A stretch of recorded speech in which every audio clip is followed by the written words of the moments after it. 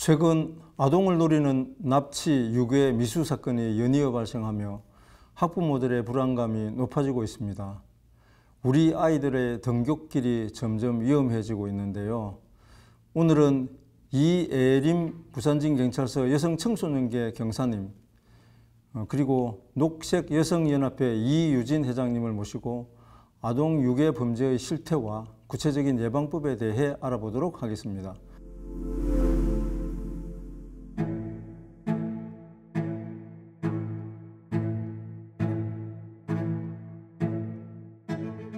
최근에 초등학생들을 상대로 한 납치 유괴 사건이 계속 알려지고 있습니다. 국민들께서 큰 우려를 가지고 계신 만큼 그 우려를 불식할 수 있도록 신속한 수사, 철저한 대책 수립에 만전을 기해 주시기 바랍니다. 안녕하십니까. 어서 오십시오. 예. 네, 저는 부산 진경찰서 여성청소년계에서 학교 전담 경찰관으로 근무하고 있는 이혜림 경사입니다. 만나서 반갑습니다. 저는 녹색여성연합회라고 부산시 비영리 단체로 녹색여성연합회라는 단체를 형성해서 지금 또 활동을 하고 있고요. 지금 현재는 저희들이 올해 부산시의 어린이 교통안전교육장, 저기 초읍의 어린이대공원 안에 그 교육장을 저희가 맡아서 운영하게 되는 경사를 맞이했습니다. 어린이 교통 어린이 교통안전교육장.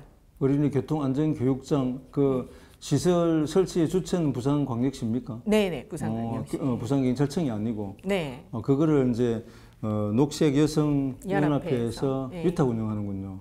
네, 그렇죠. 예, 그 뭐 프로그램들이 뭐 어떤 게 있는지 간단한 프로그램. 네. 예. 그곳은 교통 안전에 대해서 체험을 하는 공간이라 가지고 20년 된 교육장이라서 굉장히 오래되었거든요.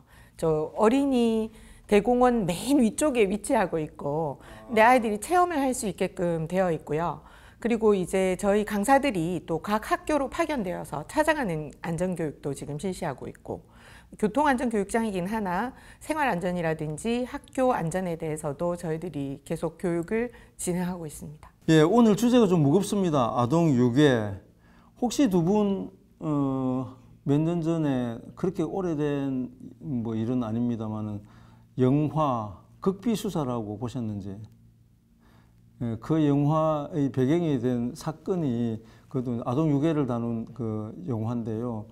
1978년도에 부산에 그 진짜 대한민국 모든 국민들이 그 불안에 떨었던 유괴 사건이 있었거든요. 현재 시공이 중단된 한진 아파트 공사장은 시계가 완전 제로라서 작전을 하기엔 불가능합니다.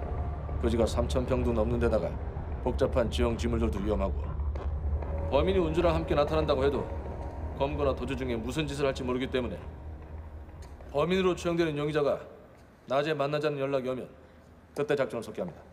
아마 이유진 회장님은 그 사건을 기억하시나요? 어렴풋이 이제 기억은 하는데 사실은 뭐 그 당시만 해도 경제적인 이유로 해서 이제 유괴 사건이나 이런 것들이 뭐 종종 있었죠. 이유진 회장님이 영도나 혹시 뭐 중구 이런 쪽에 혹시 네. 어린 시절을 보냈습니까?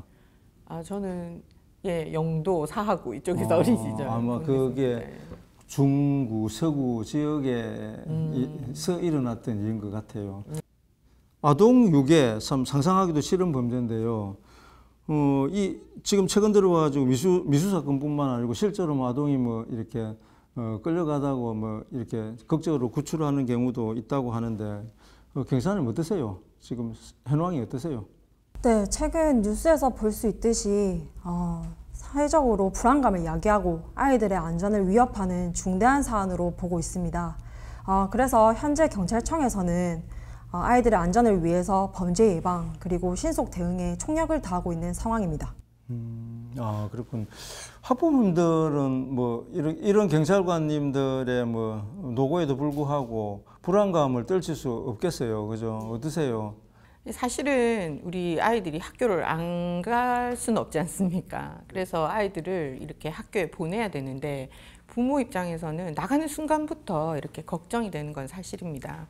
그런데 이제 이런 유괴 사건이 사실은 뭐 미수에 그치거나 또는 솜방망이 처벌이 많아가지고 그런 부분에 있어서는 좀 더 강력하게 법적으로 제도가 좀 보완되지 않나 하는 말들이 뭐 가장 많이 나오시는 말씀들이시고, 그리고 우리나라도 이제 선진국 대열에 낀 지 오랜데, 사실은 뭐 일반 선진국에서는 지금 아이들 등하교는 부모가 반드시 하도록 6학년 정도까지, 뭐 유럽에서는 4학년, 뭐 미국에서는 6학년까지도 데리고 오고 데려다 줘야지 많이 하는 그런 제도가 아직도 있거든요. 그거에 뭐 등하교에 대한 책임을 학교 네. 측이 가진다는 겁니까? 아니면 학부모가 가진다? 학부모가 가져야 되는 거죠. 그게 뭐 워킹맘들은 불가능하지 않습니까? 네, 그만큼 아동의 안전에 대해서 굉장히 우리가 워킹맘들 때문에 이걸 어쩔 수 없다라고 하기보다는 어쨌든 부모가 책임을 가지고 아이들을 보호해야 된다는 그런 의식이 더 강렬하다고 저는 생각하거든요. 아동을 대상으로 한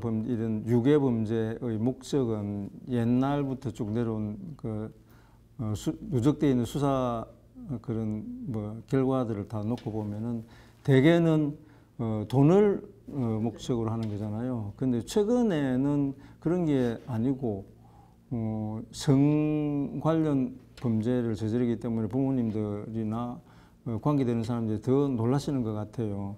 그래서 지금 그런 부분에 대한 우리 학부모들의 그 인식은 어떻게 되어 있습니까?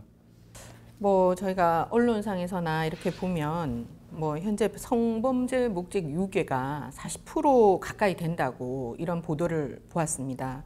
그리고 또 유괴 미수가 더 많은 줄 알았는데, 저는 사실은 올해 1월에서 8월까지만 해도 그 유괴 미수 합쳐서 319건.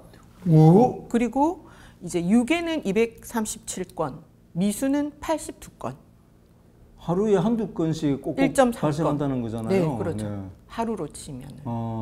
전국적으로. 네, 그렇죠. 전국적으로. 엄청난 숫자인데. 네. 그러면은 당연히 이미 이런 것들은 그 중앙의 뭐 경찰청이나 아니면은 그런 치안을 담당하는 그런 이제 핵심 부서에서는 다 취합이 돼 가지고 학교 주변에 대한 그런 범죄 이런 걸 예방하기 위해서 여러 가지 뭐 CCTV나 비상벨이나 안전 지도 요원을 배치한다든지 그런 것들이 이루어지고 있겠어요. 어떠세요? 학교 앞에. 예, 예. 네. 학교 주변에. 그 사실은 저희가 지금 CCTV는 학부모들이 이 뭐 꼭 유괴 사건뿐만 아니라 안전 사고라든지 이런 것 때문에 CCTV에 그 설치를 좀 해달라는 요청이 정말로 뭐 계속 이렇게 뭐 요구되어 왔었고, 그리고 또 이제 사실은 학교 주변에 우리가 뭐 설마 우리 아이 사고 나겠어 하는 게 지금 안전의 가장 맹점이거든요. 우리 아이도 만에 하나라도 어떤 사고라도 일어날 수 있다라는 그런 개념을 가지고 이게 접근해야 될 것 같고, 부모님들의 입장에서 학교 주변에서 사실은 그 또 조사해 본 결과에 의하면 등하굣길에서도 사고가 굉장히 많이 일어나고 있지 않습니까?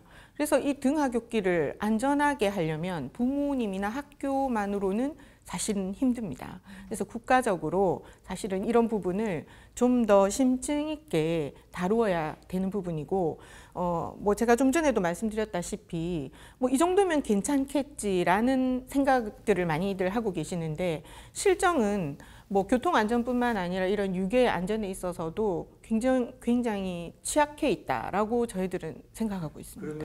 이경사님, 오늘의 주제가 어쨌든 그 유괴 범죄가 갑자기 사회적 이슈가 돼서 그랬는데, 최근에 혹시 경사님네 그 관내 경찰서나 아니면 인접 경찰서나 아니면 친구들이라도 지인들이라도 혹시 아동 유괴 범죄에 대해서 좀 이렇게 수사를 하고 이런 뭐 경험이 있으신지 궁금하네요. 전국적으로 또 유괴 미수 사건이 발생하고 있지 않습니까? 그래서 제가 두 가지 사례에 대해서 한번 말씀드리겠습니다. 먼저 서울 서대문구에서 있었던 일인데요. 20대 남성 3명이 초등학교 학교 시간대에 차를 타고 학교 주변을 맴돌다가 길가에 있던 초등학생 4명을 상대로 창문을 열고 귀엽다, 집에 데려다 줄게 하면서 유괴를 시도했던 사례가 있었습니다. 그리고 제주도 서귀포시에서 있었던 일인데요. 30대 남성이 학교 시간대에 초등학교 인근에 차를 세우고 지나가던 초등학생한테 알바할래? 라고 질문을 하면서 강제로 차에 태우려고 했습니다. 이때 초등학생이 이를 단호하게 거절하고 차량 번호를 확인하려고 하니까 이제 곧바로 도주해버렸던 사례가 있었습니다. 그럼 주로 그 두 사례에 다 이제 피해자들은 주로 남한지 여한지 궁금한데요.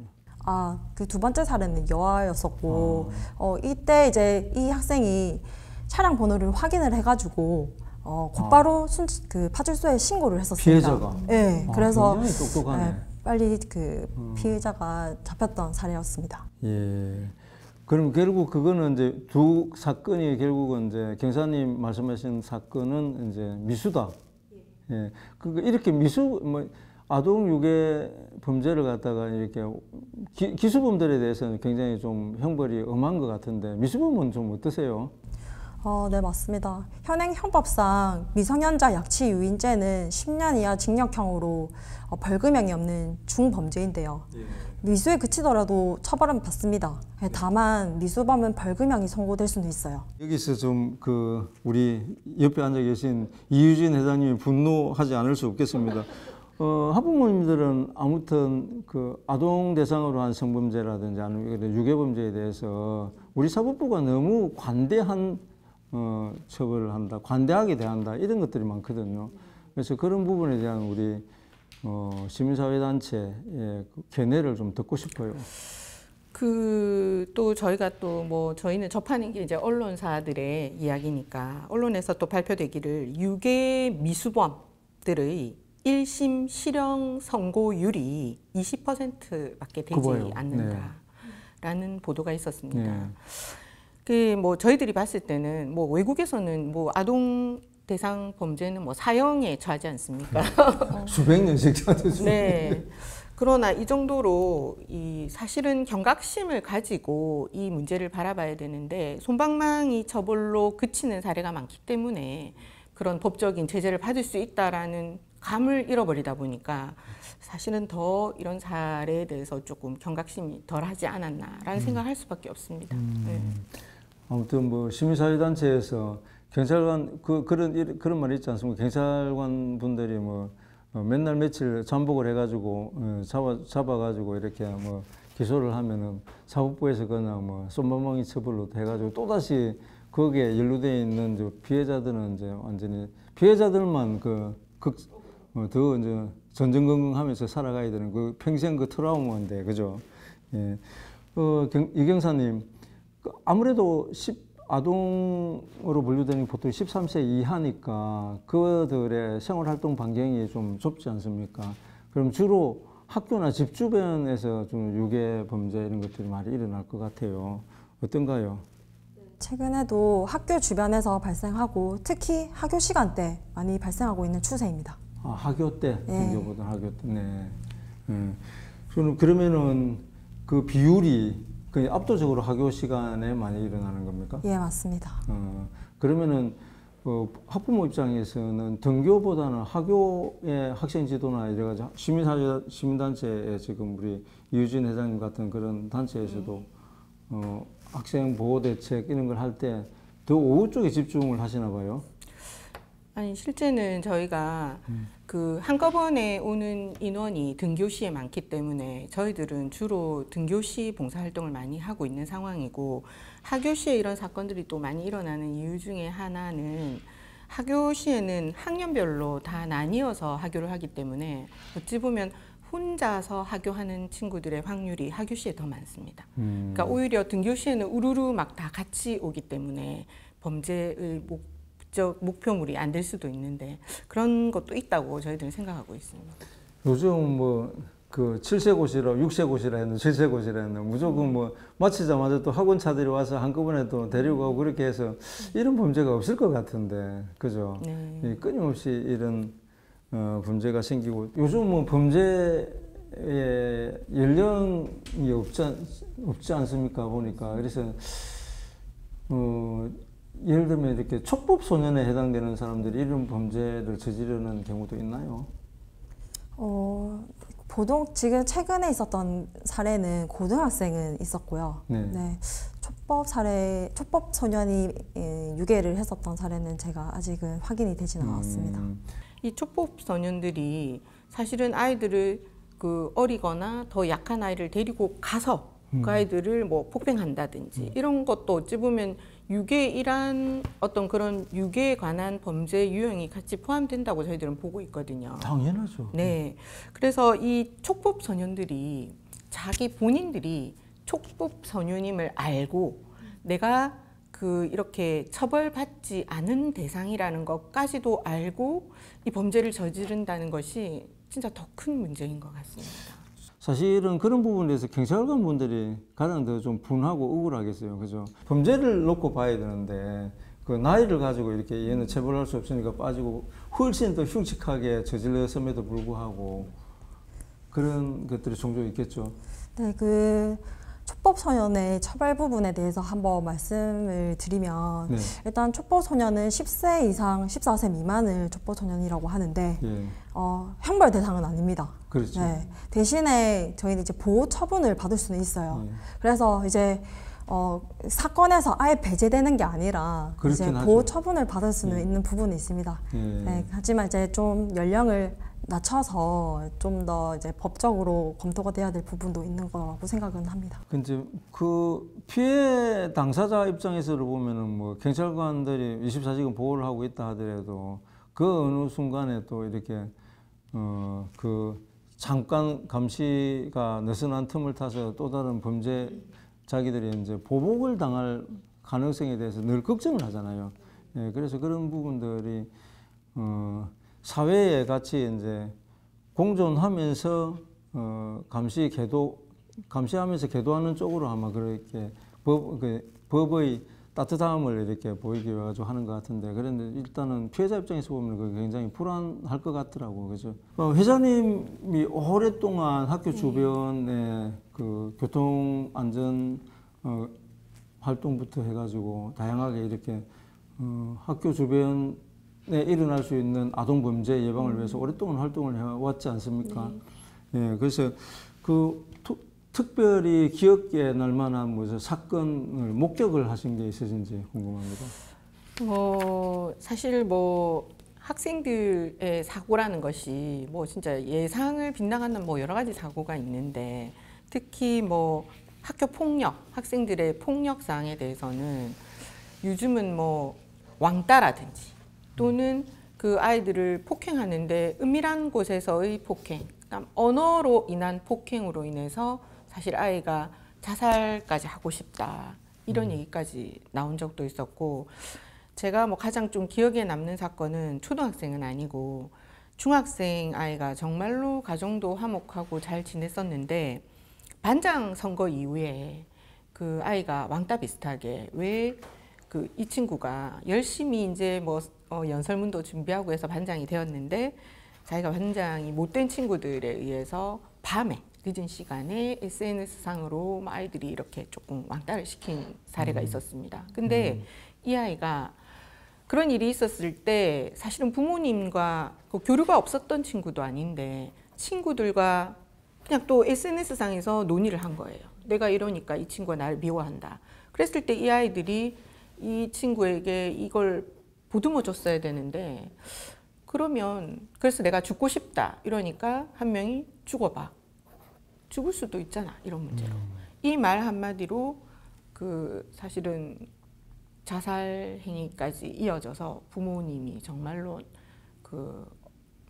안타까운 사연이 있었습니다. 그러니까 아이들의 언어 폭력도 정말로 이렇게 신체 폭력 이상의 그런 폭력이다라는 걸 절실하게 느끼더라고요. 학부모들이 자발적으로 녹색 여성연합회처럼 이렇게 자발적 안전지도 활동을 같이 동참해서 하잖아요. 힘든 점이 많을 것 같아요. 그리고 이제 이게 동참하려면은 그래도 이제 나름대로 이제 전업주부라든지 나름 시간이 돼야 되는데 이 워킹맘들은 거의 불가능하거든요. 네. 어떠세요? 주로 어떤 분들이 참여를 하시는지? 진짜 아이러니하게도 저희 이 활동을 하고 계시는 분의 80% 이상이 직장을 가지고 계시거나 프리랜서로 일을 하시는 분들이 더 많습니다.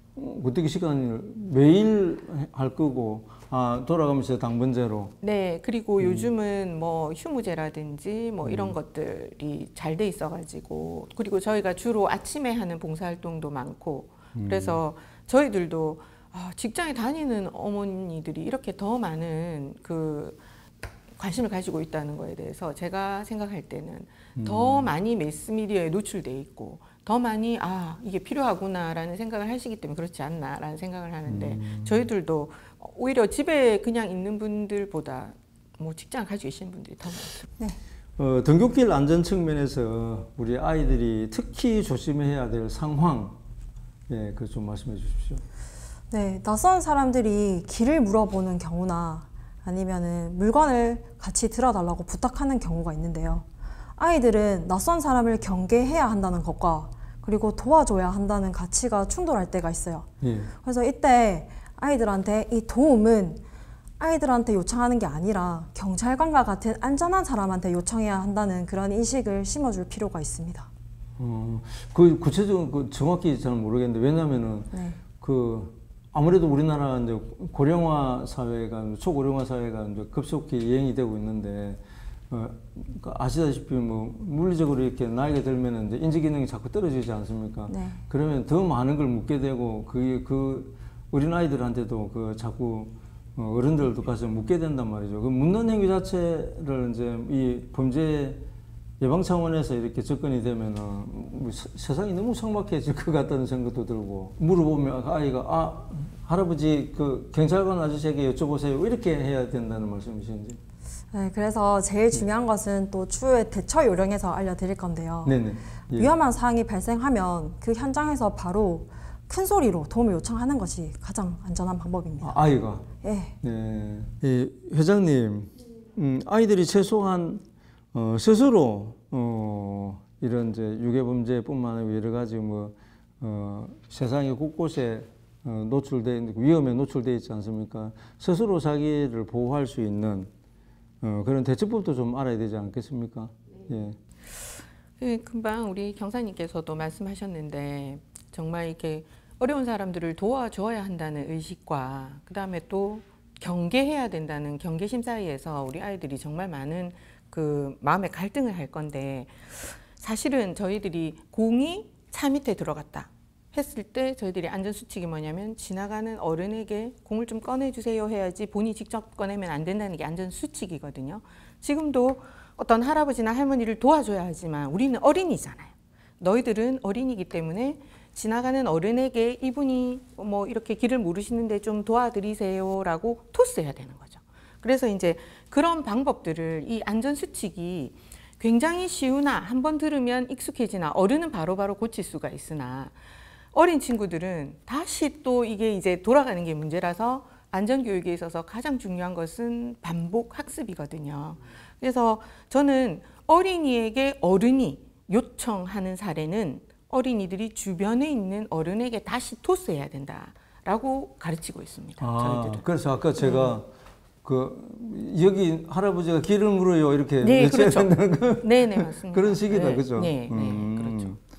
일단은 보통은 이계 형사님 저희 보통 부모님들이 이제 저도 제 나이가 60이 넘었을 때도 우리 90이 된 어머니가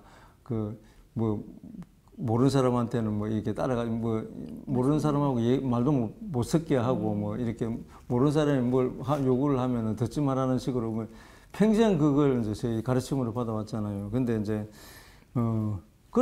그럼에도 불구하고 수없이 거기 대대로 귀에 딱지가 안 절 정도로 들어도 그건 어쩔 수 없단 말이죠. 그냥 내 지금 지금 짜장면 먹으러 갈 건데 같이 갈래? 그래서 따라가는 거잖아요. 네, 그렇죠. 예, 좀 구체적으로 좀 슬기롭게 그런 이제 유괴 범죄로부터 이렇게 스스로를 지켜내려면 어떻게 해야 될지 그리고 어떤 부분을 학부모님들이나 그 아이들한테 강조를 하시는지 좀 팁을 주십시오. 네, 여기 보시면은 네. 저희 경찰청에서 안내하는 유괴 예방 안전 수칙이 있습니다. 학생의 경우가 있고 보호자의 경우의 안전 수칙에 대해서 말씀드리겠습니다.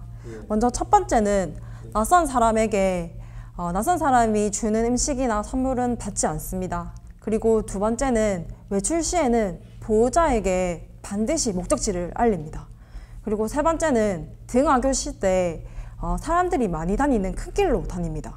그리고 네 번째는 위험한 사항이 발생했을 때는 반드시 큰 소리로 도움을 요청합니다. 그리고 이제 보호자의 안전수칙이 있는데요. 첫 번째로는 위급한 상황이 발생했을 때는 112를 신고하도록 교육을 시켜야 됩니다. 그리고 두 번째는 보호자와 정한 안전한 길로만 다니게 합니다. 그리고 세 번째, 귀가 시간이나 위치 등 미리 공유를 합니다.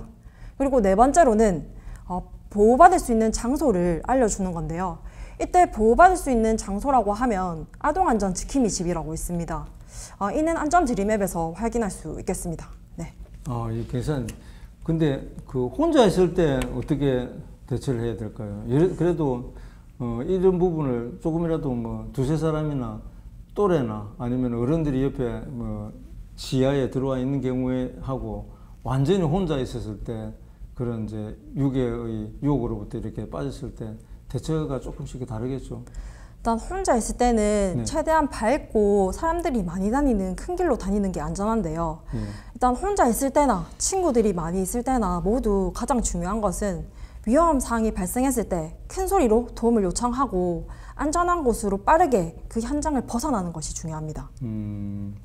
쉽지 않다. 그 아이들이 그 한순간에 그죠. 그래서 이게 또 교육이 반복 학습이 중요하다고 말씀해 주셨는데 위험 사항이 발생했을 때 큰 소리로 갑자기 내는 게 또 쉽지가 않거든요. 그런 부분도 한번 반복 훈련이 필요하다고 생각이 듭니다. 네.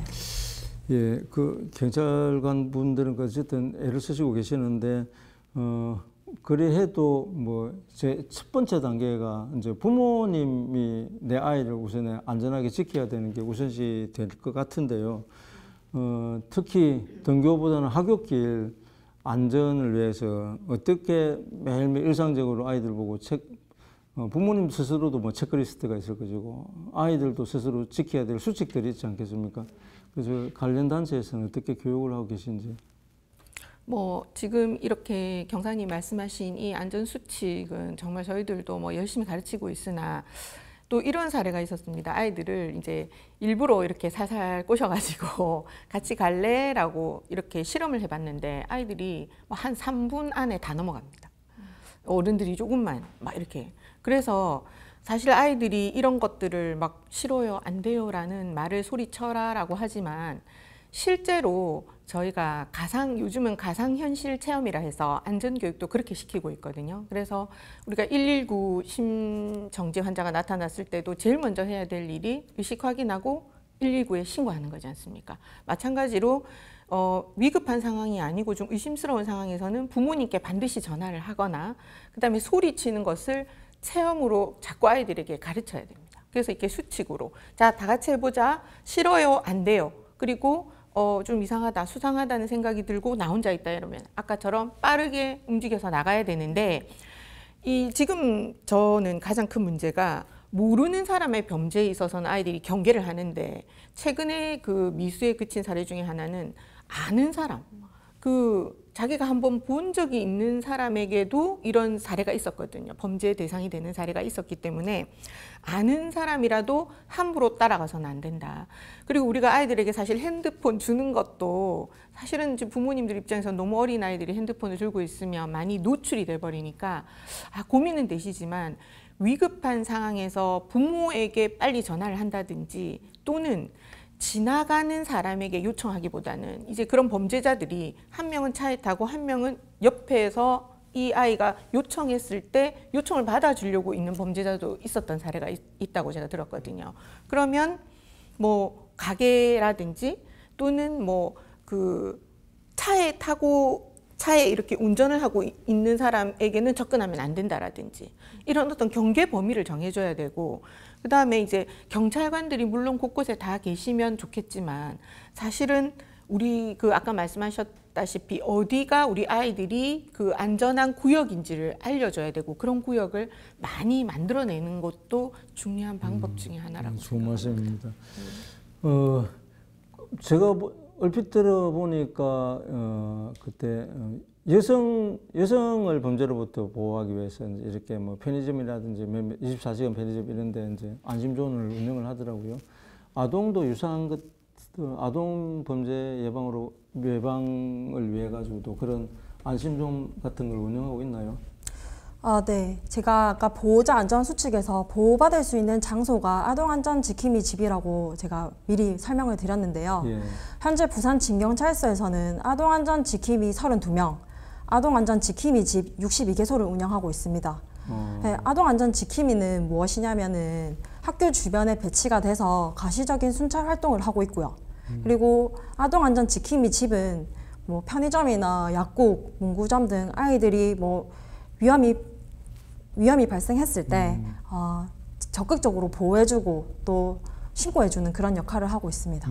그러면 그렇게 지정되어 있는 가게나 그런 데는 이제 주기적으로 경찰관들로부터 이렇게 교육을 받겠군요. 네, 맞습니다. 교육도 받고, 네, 항상 안전수칙이라든지 그런 부분들을 숙지하고 즉시 계십니다. 이제 거기 배치되어 있는 경찰관으로부터 이제 만일 범행이 이루어지는 과정에 있다고 하면 바로 조사나 수사도 바로 이루어지게 됩니까? 네. 만일 뭐 내가 스스로 내 생각에 뭔가 지금 내를 유괴하려고 하는 것 때려가지고 딱 이제 피신을 했다. 그리고 들어가지고 막 이 얘기를 했다. 그러면은 바로 그 배치된 경찰관 연락이 되면 바로 그 조사에 들어가는 겁니까? 그렇게 되면 좋겠지만 그래도 또 경찰에서 수사 단계의 절차가 있기 때문에 네, 그 절차에 맞게 진행은 됩니다. 네. 절차라는 게 뭐죠? 먼저 사건이 접수가 되면 네. 이제 그 이후에 또 사건이 배당이 되고 또 조사가 이루어지는 거죠.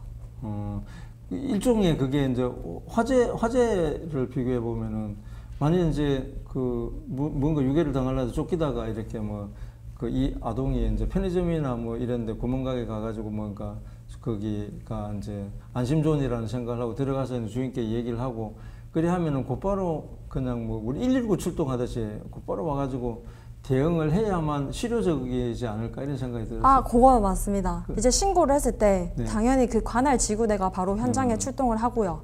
혹시나 현행 범인이 발각이 되면은 즉시 인치를 시키는 방법이 되겠죠. 네. 그래서 경사님, 우리가 뭐 그런 경우가 흔치는 않겠지만은 그래도 내가 눈앞에서 이렇게 유괴되는 장면을 목격을 했다. 네. 그때 저희 시민으로서 대체 어떤 대처를 해야 될지 그에 대해서 좀 말씀해 주십시오. 네. 즉시 112로 신고를 해야죠. 112. 네. 예, 119가 아닙니다. 112입니다. 112입니다. 예, 네. 112로 신고를 하고 112로 신고를 하게 되면은 뭐 그 보통 휴대전화를 하면은 그냥 뭐 저절로 위치 같은 게 연동이 돼가 뜨게 됩니까? 그 순간에 바로 위치가 연동이 되진 않습니다. 그래서 이제 신고를 받을 때 어디신지 뭐 위치라든지 이런 부분을 당연히 위치. 묻는 거고요. 제일 중요한 게 네, 뭘까요? 무슨 일이 위치, 발생했는지. 뭐 네. 또 상황. 네. 차량 번호, 뭐 차량이면 차량. 그 현재 상황에 대해서 네. 현재 상황. 네, 현재 상황에 대해서 묻는 거죠. 네. 그 중에서 가장 중요한 거라면은 위치가 제일 중요합니다. 그리고 이제 위험의 정도를 빨리 전달해. 어떤 상황인지. 예, 네. 그게 중요하겠군요. 그죠? 왜냐면은 아니 혼란스러워가지고 그렇게 정리해서 설명할 틈이 없을 상황이지 않겠습니까? 그죠? 예. 예, 말씀 감사합니다. 이경사님께 한 번 더 여쭤보겠습니다.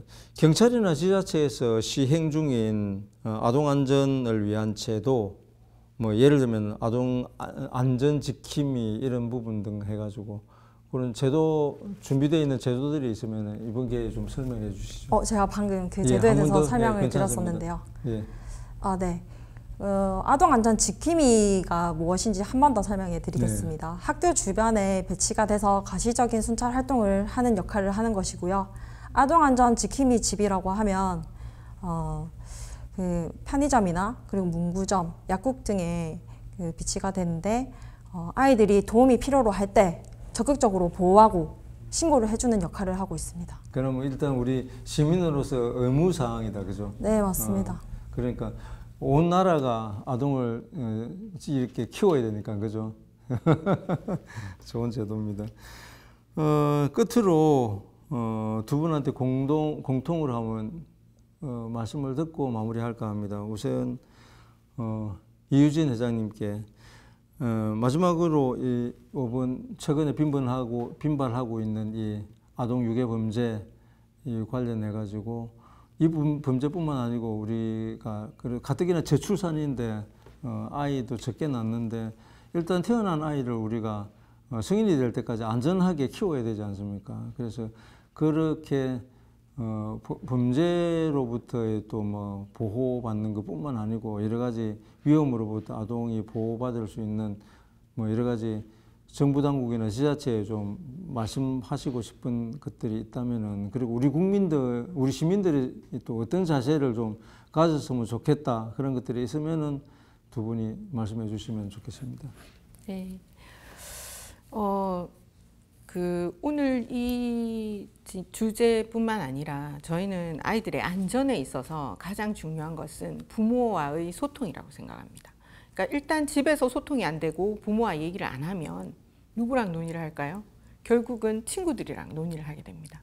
그러면 거기에서 사실은 정답이 있을 수가 없고, 그래서 가장 중요한 것은 우리 부모님들의 의식이라고 생각하고 그 의식을 개선하는 데도 정말 많은 저희가 관심을 기울여야 한다고 다시 한번 말씀드리고 싶습니다.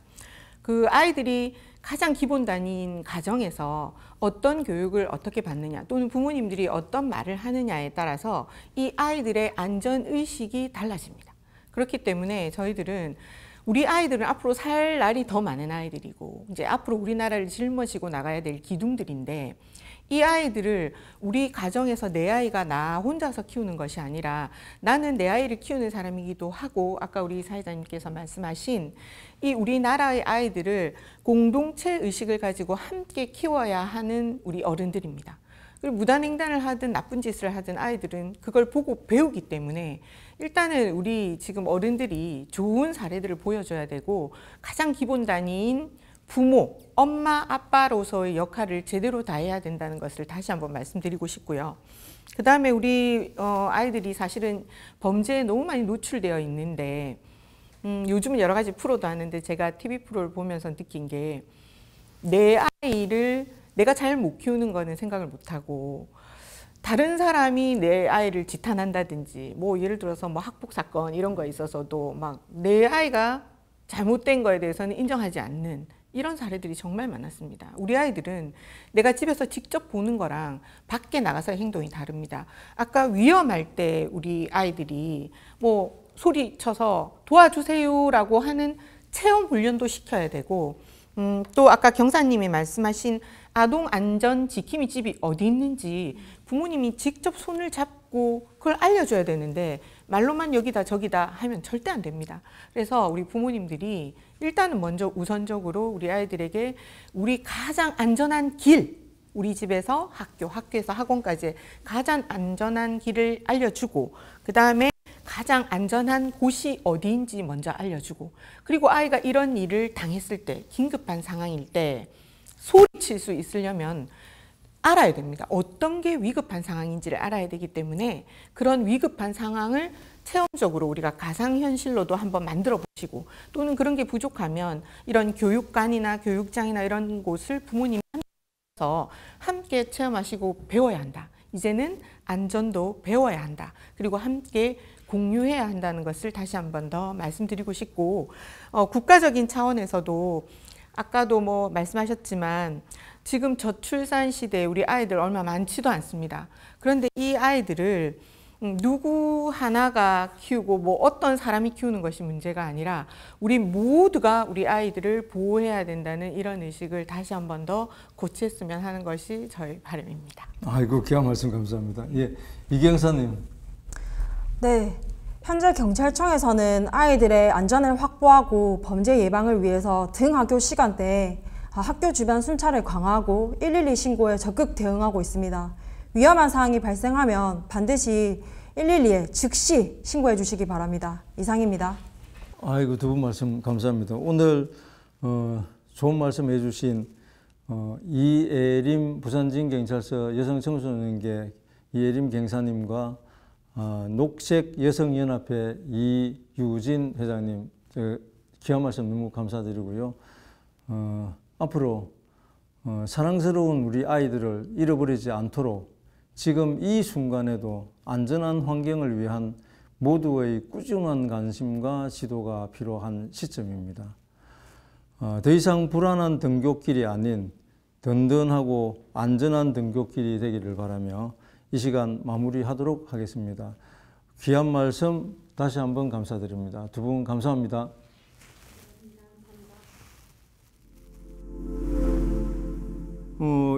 지금 최근 들어와가지고 미수 사건뿐만 아니고 실제로 아동이 뭐 이렇게 끌려가다고 뭐 이렇게 극적으로 구출하는 경우도 있다고 하는데. 네, 최근 뉴스에서 볼 수 있듯이 사회적으로 불안감을 야기하고 아이들의 안전을 위협하는 중대한 사안으로 보고 있습니다. 최근에도 학교 주변에서 발생하고 특히 학교 시간대 많이 발생하고 있는 추세입니다.